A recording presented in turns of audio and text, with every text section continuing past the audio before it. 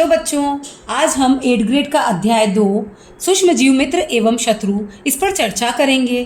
बेटा, हमने अक्सर देखा है कि अगर हम रोटी को 2 दिन कहीं रखकर भूल जाएंगे तो उस पर फफूंद आ जाती है, या फिर हम जैसे पानी को देखते हैं तो पानी के आसपास हरे हरे कलर की कांजी या काई जम जाती है, या हम दूध में जब थोड़ा सा दही डाल देते हैं, जमावन जिसे हम कहते हैं, तो पूरा दूध दही बन जाता है। तो ये सब कैसे होता है, क्यों होता है? तो चलो आज इस पर चर्चा करते हैं। तो देखिए बच्चों, हमने घर में देखा है कि ब्रेड रोटी पर फफूंद आ जाती है।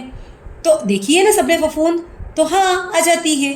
और उसका रंग कैसा होता है? सफ़ेद सफ़ेद हरा हरा सा ऐसा रंग होता है।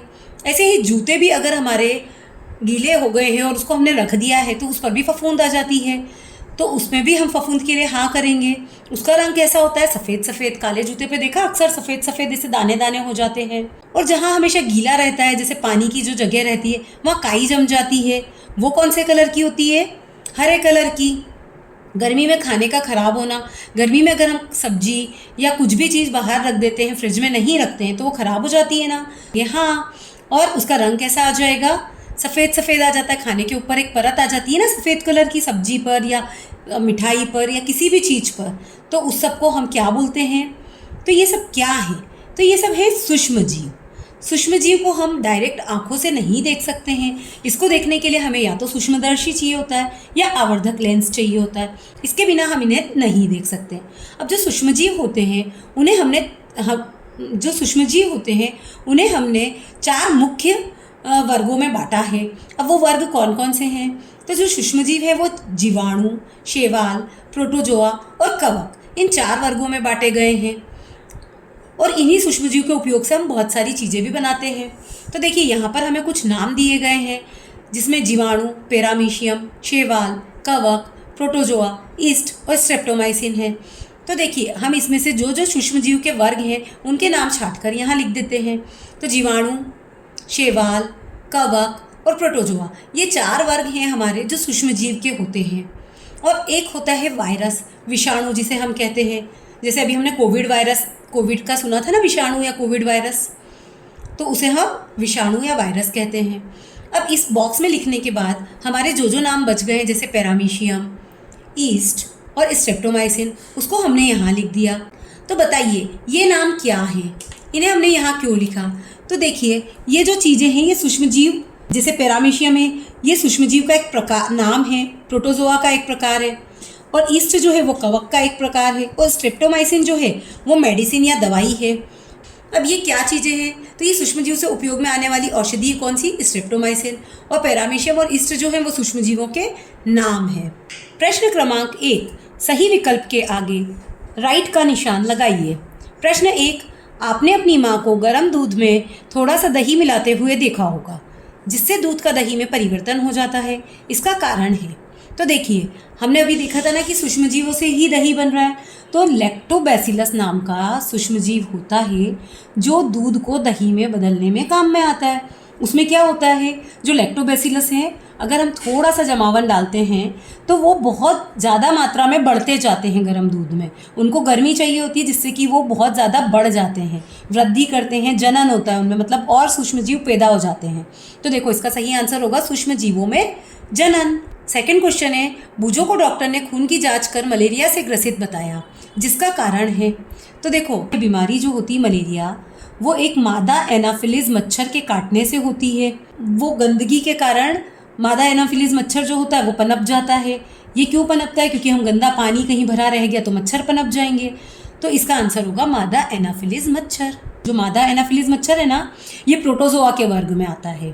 प्रश्न क्रमांक 3, निम्न में से कौन सा रोग सूक्ष्मजीवों द्वारा पौधों में नहीं होता? तो देखिए यहाँ नींबू केकर, गेहूं की रस्ट और भिंडी की पित्त, ये 3 रोग सूक्ष्मजीवों के कारण ही पौधों में होते हैं। और जो पौधों का सूखना है वो अगर हम पानी नहीं देते, उसकी केयर नहीं करते, इसलिए पौधा सूख जाता है, वो सूक्ष्मजीवों के कारण नहीं सूखता। तो इसका सही जवाब होगा पौधों का सूखना। प्रश्न क्रमांक 4, आपने बाजार से ब्रेड लाकर उसे खुले तथा नम स्थान पर रख दी तो कुछ समय बाद उस पर काली संरचनाएं दिखने लगेगी, इसका क्या कारण है? तो देखिए अगर हम बाजार से ब्रेड लाए, उसको हमने नम स्थान पर रख दी, तो उसको नमी जो मिल रही है उससे उस पर क्या पनप जाएंगे? कवक, फफूंद जिसको हम कहते हैं ना, तो उसको हम विज्ञान की भाषा में कवक कहेंगे। कवक जो है वो फफूंद का रूप होता है, तो इसमें से जो कवक है वो ब्रेड पर पैदा हो जाएंगे, इसलिए ब्रेड खराब हो जाएगी। इसका जो जीवाणु होता है उसका नाम होता है राइजोबस या फिर ब्रेड मोल्ड भी बोलते हैं उसे। प्रश्न क्रमांक 5, नाइट्रोजन चक्र के दौरान वायुमंडल में नाइट्रोजन की मात्रा।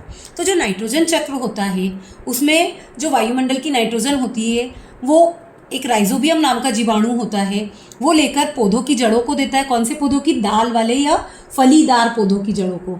और वो पौधों की जड़ों से पौधों तक पहुंचता है, पौधों से जानवर और इंसानों तक पहुंचता है और पुनः वो वायुमंडल में जाता है। लेकिन इन सभी प्रक्रियाओं में नाइट्रोजन की जो मात्रा है वो कम या ज़्यादा नहीं होती है, वो मात्रा सेम रहती है, स्थिर रहती है, इसलिए इसका आंसर होगा स्थिर रहती है। प्रश्न क्रमांक 2, दिए गए शब्दों में से चुनकर रिक्त स्थानों की पूर्ति कीजिए। यहाँ हमें कुछ शब्द दिए गए हैं जैसे कि मादा एडीज, पाश्चुरीकृत, किण्वन, संचरणीय रोग और प्रतिजैविक। तो इनमें से हमें चुनकर रिक्त स्थानों की पूर्ति करनी है। पहला प्रश्न है, थैलियों में आने वाला दूध संदूषित नहीं होता क्योंकि यह दूध डैश होता है। संदूषित का मतलब होता है खराब होना। जो थैलियों में दूध आता है वो जल्दी खराब इसलिए नहीं होता क्योंकि उसको पौष्चुरीकृत किया जाता है। पौष्चुरीकृत का मतलब होता है कि दूध को उबाला जाता है और उबालने के तुरंत बाद उसको एकदम ठंडा कर दिया जाता है 10 से 15 सेकंड के लिए, तो वो पौष्चुरीकृत हो जाता है, उसके सारे सूक्ष्मजीव मर जाते हैं और वो खराब नहीं होता। प्रश्न क्रमांक 2, सूक्ष्मजीवों से प्राप्त औषधि जो बीमारी पैदा करने वाले सूक्ष्मजीवों को नष्ट कर देती है डैश कहलाती है। तो देखिए, सूक्ष्मजीवों से जो हम औषधि बनाते हैं, कभी कभी हम बीमार होते हैं तो डॉक्टर हमें एंटीबायोटिक्स देता है ना, उसी एंटीबायोटिक को हम प्रतिजैविक कहते हैं हिंदी में। तो ये औषधि जो बनती है सूक्ष्मजीवों से उसको हम कहते हैं प्रतिजैविक। ये जो कमज़ोर सूक्ष्मजीव होते हैं उनसे बनाई जाती है जिससे कि वो हमारे शरीर में बीमारी से लड़ सकें, तो उनको हम कहते हैं प्रतिजैविक। तो इसका आंसर होगा प्रतिजैविक। प्रश्न क्रमांक 3, प्राकृतिक शर्करा के अल्कोहल में परिवर्तन की प्रक्रिया क्या कहलाती है? तो जो प्राकृतिक शर्करा, शर्करा मतलब होता है शक्कर, उसको अगर अल्कोहल में परिवर्तन करते हैं तो उसकी प्रक्रिया कहलाती है किण्वन। इसमें किण्वन मतलब होता है फर्मेंटेशन। फर्मेंटेशन मतलब किसी चीज़ का फूलना, जैसे आपने इडली खमण इनका घोल ऐसे फूलते हुए देखा होगा ना कि वो कम रहता है लेकिन अगले दिन जब देखते हैं तो वो फूल जाता है, ज़्यादा हो जाता है, उसी को हम किण्वन कहते हैं। प्रश्न क्रमांक 4, डेंगू के वायरस का वाहक डैश मच्छर है। तो जैसे हमने देखा था कि मलेरिया का है मादा एनाफिलीज मच्छर, वैसे ही डेंगू का है मादा एडीज मच्छर। प्रश्न क्रमांक 5, सूक्ष्मजीवों द्वारा होने वाले ऐसे रोग जो एक संक्रमित व्यक्ति से स्वस्थ व्यक्ति में वायु, जल, भोजन अथवा कायिक संपर्क द्वारा फैलते हैं कहलाते हैं। तो जो बीमारियां हमें एक दूसरे के संपर्क में आने से, एक दूसरे का सामान यूज़ करने से या एक दूसरे के टच करने से होती है उसे हम कहते हैं संचरणीय रोग, कम्युनिकेबल डिसीजेस। और जो बीमारी हमें एक दूसरे के संपर्क में आने से नहीं होती है उसे हम कहते हैं असंचरणीय रोग। तो इसमें पूछा गया है कि ऐसी कौन सी बीमारी है जो एक दूसरे के संपर्क, वायु, जल, भोजन इनसे होती, तो उसे हम कहेंगे संचरणीय रोग। अति लघुत्तरीय प्रश्न। प्रश्न क्रमांक 3, हमें छींकते अथवा खांसते समय अपने मुंह एवं नाक पर रुमाल क्यों रखना चाहिए? तो बच्चों, अभी हमने देखा कि कुछ बीमारियां ऐसी होती है जो एक दूसरे के संपर्क में आने से हमें भी हो जाती है। तो ये सर्दी खांसी जो है ये एक संचरणीय रोग है जो कि एक दूसरे के संपर्क में आने से हमें हो सकता है। इसलिए हमें अगर सर्दी खांसी हो रही है तो छींकते या खांसते वक्त रुमाल का इस्तेमाल करना चाहिए जिससे कि हमारे सूक्ष्मजीव किसी और के पास जाकर उसे बीमार ना कर दे। तो देखिए इसका आंसर, क्योंकि सर्दी खांसी एक संचरणीय रोग है जो एक दूसरे के संपर्क में आने से फैलता है, अतः हमें छींकते तथा खांसते समय मुंह एवं नाक पर रुमाल रखना चाहिए। प्रश्न क्रमांक 4, बूझो का जन्मदिन 12 मई को था, जिस अवसर पर माँ ने छोले भटूरे बनाए जिसे वे रात में फ्रिज में रखना भूल गई। बूझो ने उसे दूसरे दिन दोबारा खा लिया जिससे बूझो को उल्टी होने लगी। अस्पताल ले जाने पर डॉक्टर ने बताया कि यह खाद्य विषाक्तन के कारण है। बताइए भोजन विषाक्तन कैसे हो गया? तो देखिए, बूझो का बर्थडे या जन्मदिन कब था? 12 मई। मई के महीने में कौन सा सीजन होता है, कौन सी ऋतु होती है? तो होती है ग्रीष्म ऋतु या गर्मी की ऋतु। तो गर्मी में सूक्ष्मजीव जल्दी पनपेंगे क्योंकि उन्हें गर्मी मिल रही है। तो जो बूझो की माँ ने छोले भटूरे बनाए थे उन्हें वो फ्रिज में रखना भूल गई, वो बाहर ही रह गए, तो उन्हें गर्मी से सूक्ष्मजीव पनप गए उनमें, और उनमें सूक्ष्मजीव पनपने से भोजन जो था वो खराब हो गया, विषाक्त हो गया या जहरीला हो गया।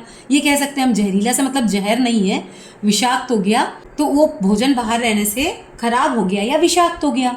तो उस विषाक्त भोजन को या खराब भोजन को, सूक्ष्मजीव वाले भोजन को बूझों ने खा लिया।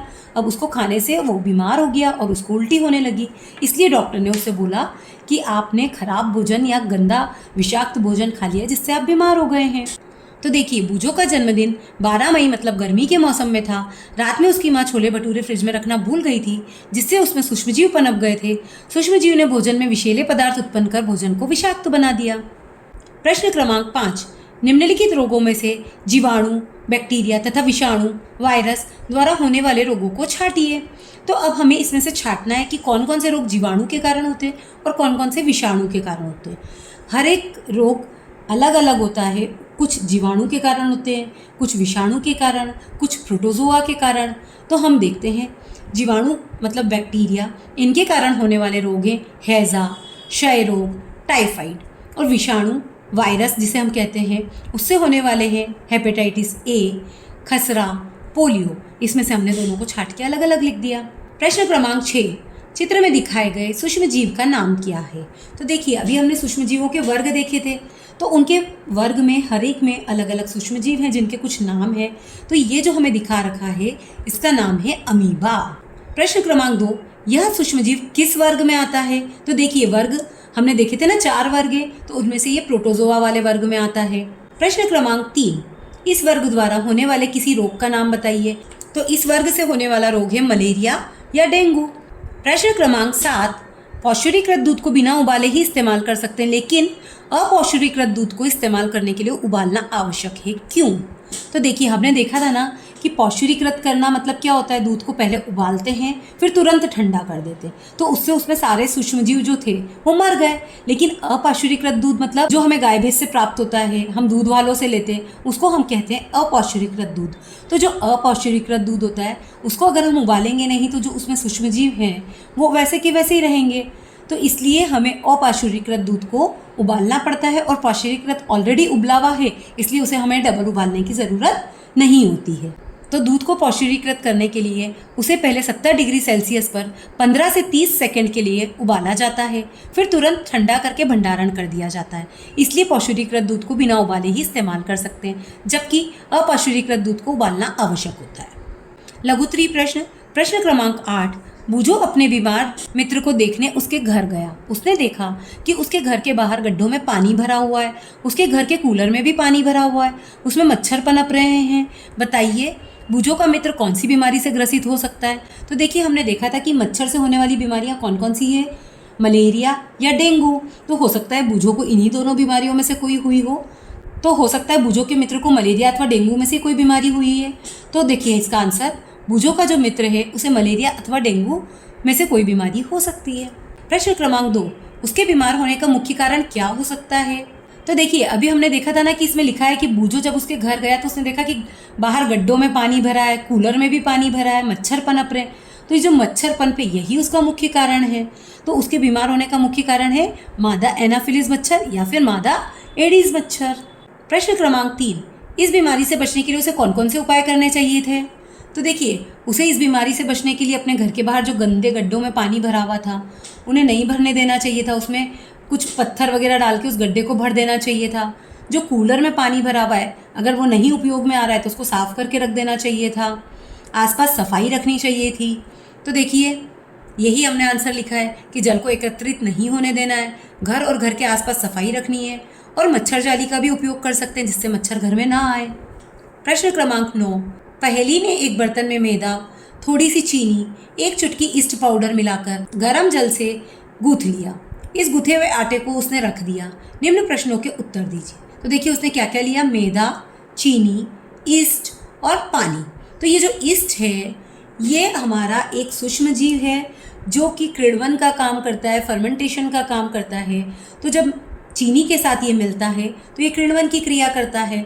तो जब मैदा को मिलाया, उसमें चीनी डाल दी और ईस्ट डाल दिया, तो जो ईस्ट की संख्या थी वो बढ़ने लगी। उसके बढ़ने से कार्बन डाइऑक्साइड गैस उसमें पहुंच गई, जिससे उसमें हवा आ गई और वह फूलकर ज़्यादा हो गया, और फूलने के कारण ही उसमें वृद्धि हो गई। तो देखिए, पहली देखेगी कि आटे की मात्रा में फूलने के कारण वृद्धि हो गई है, आटा नरम तथा फूला हुआ दिखने लगा है। प्रश्न क्रमांक 2, पहली ने गूथे हुए आटे में जो परिवर्तन देखा वह किस कारण से हुआ? तो देखिए, पहली ने जो परिवर्तन देखा वो ईस्ट में प्रजनन के कारण हुआ और ईस्ट की संख्या में वृद्धि के कारण हुआ। प्रश्न क्रमांक 3, इस प्रक्रिया का उपयोग किन खाद्य सामग्रियों को बनाने में किया जाता है? तो देखिए, इस प्रक्रिया का उपयोग केक, ब्रेड, आटा जो हम लगाते हैं, जैसे अभी हमने देखा था कि मैदा का आटा लगाया उसने, डबल रोटी और पेस्ट्री, इन सभी के लिए इसका उपयोग किया जाता है।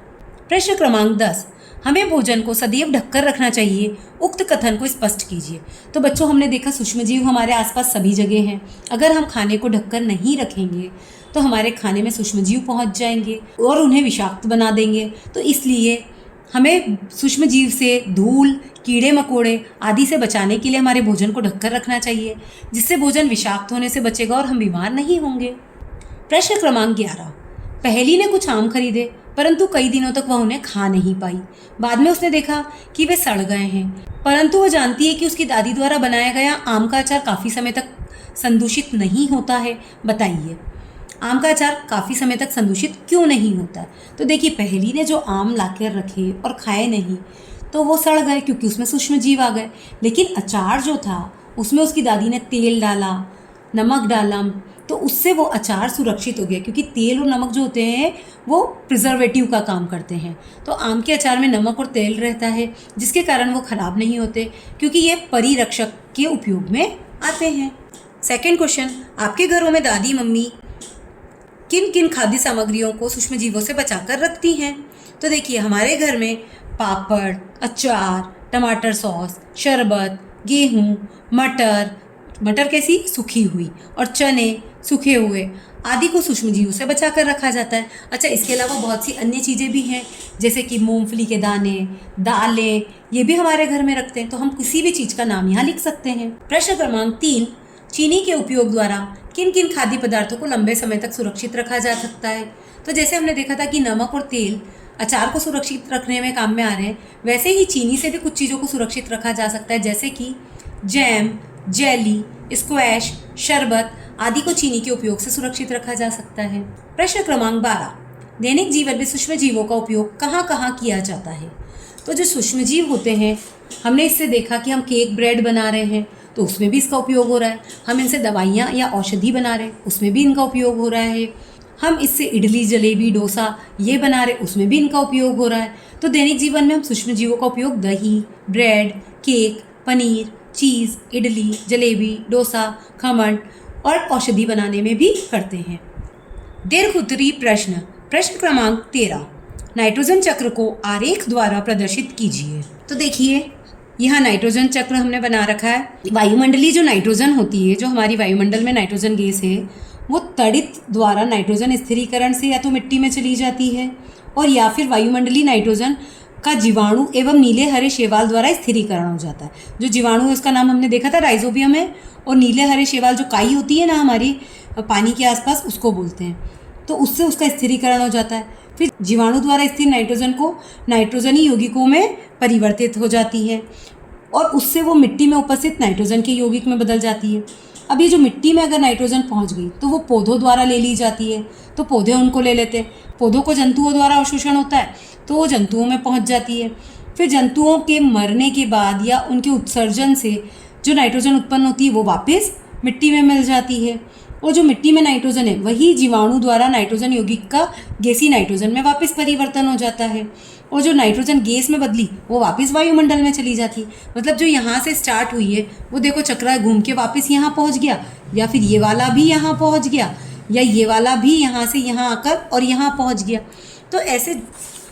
तो ऐसे जो भी नाइट्रोजन है वायुमंडल की, वो घूम फिर कर वापस वायुमंडल में पहुँच रही है। तो नाइट्रोजन की मात्रा, वायुमंडलीय नाइट्रोजन की जो मात्रा होती है वो नाइट्रोजन चक्र में ना तो कम होती है ना ज़्यादा होती है, जैसी रहती है वैसी की वैसी ही रहती है।